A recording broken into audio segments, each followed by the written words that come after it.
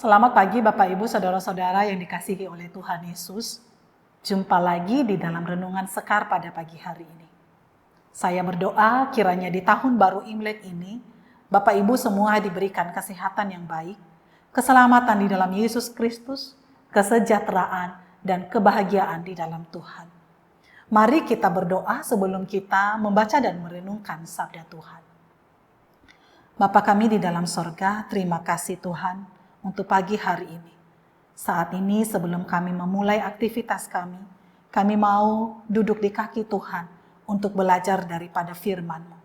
Buatlah kami mengerti ya Tuhan, apa yang menjadi isi hati-Mu yang ingin Engkau sampaikan bagi kami melalui firman yang akan kami baca dan renungkan bersama. Di dalam nama Tuhan Yesus kami sambut firman Tuhan. Amin. Bapak Ibu, tema sekar kita pada pagi hari ini tidak dapat ditunda. Tidak dapat ditunda. Kita akan membacanya di dalam Matius pasal 8 ayat 21 hingga ayat 22. Seorang lain, yaitu salah seorang muridnya berkata kepadanya, "Tuhan, izinkanlah aku pergi dahulu menguburkan ayahku." Tetapi Yesus berkata kepadanya, "Ikutlah aku dan biarlah orang-orang mati menguburkan orang-orang mati mereka."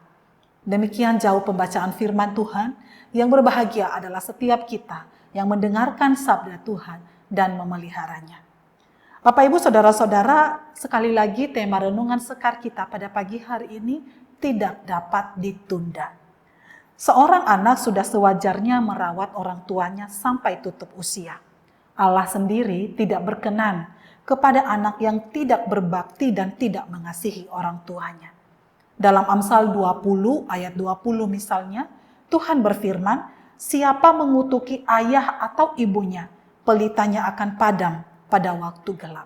Sekali lagi, Tuhan tidak berkenan kepada anak yang tidak mengasihi orang tua.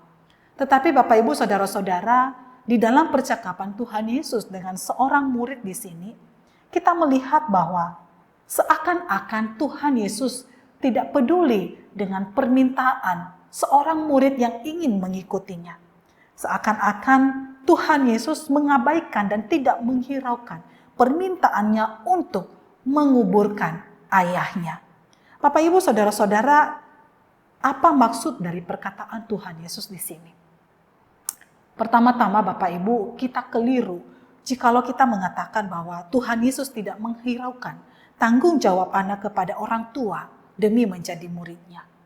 Adalah salah jika kita mengatakan demi ikut Tuhan kita menelantarkan keluarga kita.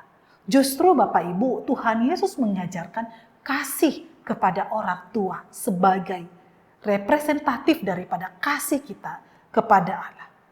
Sebagian mungkin dari kita menganggap bahwa ayah daripada murid ini telah meninggal. Tetapi Bapak Ibu, sesungguhnya ayahnya belum meninggal. Karena kalau ayahnya sudah meninggal, di dalam tradisi orang Yahudi, mereka harus segera membawa ayahnya itu ke kuburan untuk dimakamkan. Bapak Ibu Saudara-saudara, menguburkan orang mati, terutama ayah yang sudah meninggal, merupakan pekerjaan yang sangat terpuji. Namun pada saat ini, bukanlah pekerjaan orang, bukanlah pekerjaan murid ini, sebab ayahnya belum meninggal dunia. Maksud orang ini adalah dia ingin ikut Tuhan Yesus nanti setelah ayahnya meninggal. Tidak tahu kapan, tapi jelas ini merupakan penundaan dalam mengikut Yesus. Orang ini termasuk dalam kelompok MBA, manusia banyak alasan. Mau tapi banyak tapinya. Sedangkan di dalam mengikut Yesus adalah pekerjaan yang mendesak, yang harus dikerjakan saat ini, tidak dapat ditunda. Tidak ada alasan yang pantas untuk tidak mengikut Tuhan Yesus.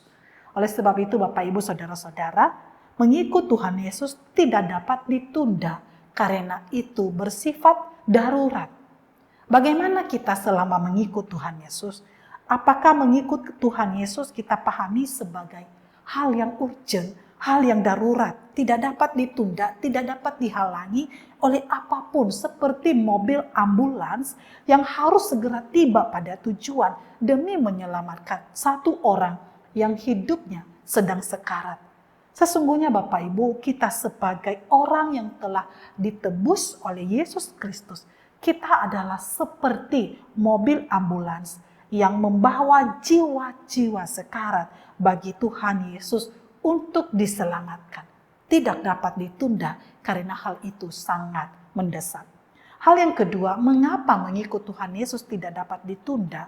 Karena mengikut Tuhan Yesus adalah sebuah komitmen. Dalam komitmen tersebut ada hal-hal yang harus dikorbankan. Bukan karena hal-hal itu tidak penting, tetapi itu bukan prioritas. Seperti yang terjadi dengan Simon dan Andreas saat mereka dipanggil oleh Tuhan untuk ikut Dia. Mereka bersedia meninggalkan jalannya untuk ikut Yesus. Bukan karena jalan mereka tidak penting. Jalan mereka adalah sumber pendapatan mereka. Melainkan saat itu bukan itu yang menjadi prioritas mereka.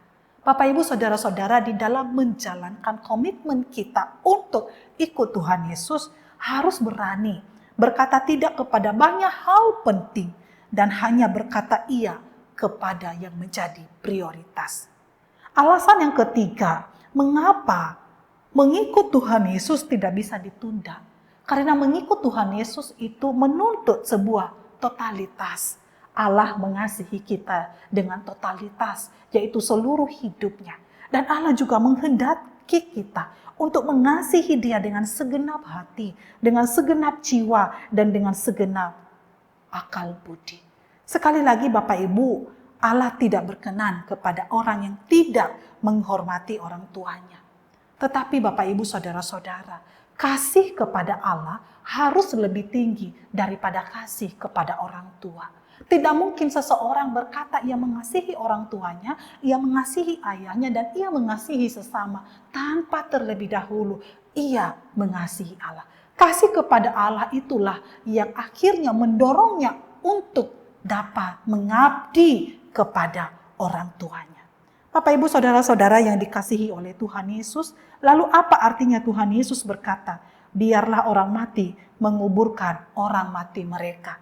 Maksudnya adalah, biarlah orang yang mati secara rohani, yaitu orang yang belum percaya Yesus Kristus, menguburkan orang yang mati secara jasmani. Apakah mengikut Yesus sudah sungguh-sungguh menjadi hal darurat yang kita lihat di dalam kehidupan kita ini? Apakah mengikut Yesus sungguh-sungguh merupakan sebuah komitmen yang telah kita ambil yang tidak dapat dihalangi oleh apapun? Dan apakah di dalam kita mengikut Yesus, kita telah mempersembahkan seluruh hidup kita, totalitas daripada kehidupan kita untuk Dia? Kiranya Tuhan Yesus menolong kita untuk menjadi pengikut sebagai orang-orang yang menganggap mengikuti Yesus itu sebagai hal yang darurat, sebagai sebuah komitmen, dan juga sebagai totalitas dari seluruh kehidupan kita. Tuhan Yesus memberkati. Bapa di dalam sorga, terima kasih untuk firman-Mu. Mari Tuhan yang terus menerjemahkan di dalam hati kami, untuk kami boleh semakin mengerti dan memahami arti daripada mengikut Yesus, bahwa mengikut Engkau hal yang sangat darurat, mengikut Engkau adalah sebuah komitmen, mengikut Engkau adalah menuntut totalitas hidup, karena Tuhan telah terlebih dahulu memberi kehidupan, memberi keselamatan di dalam hidup kami. Di dalam nama Tuhan Yesus kami bersyukur untuk firman-Mu. Amin.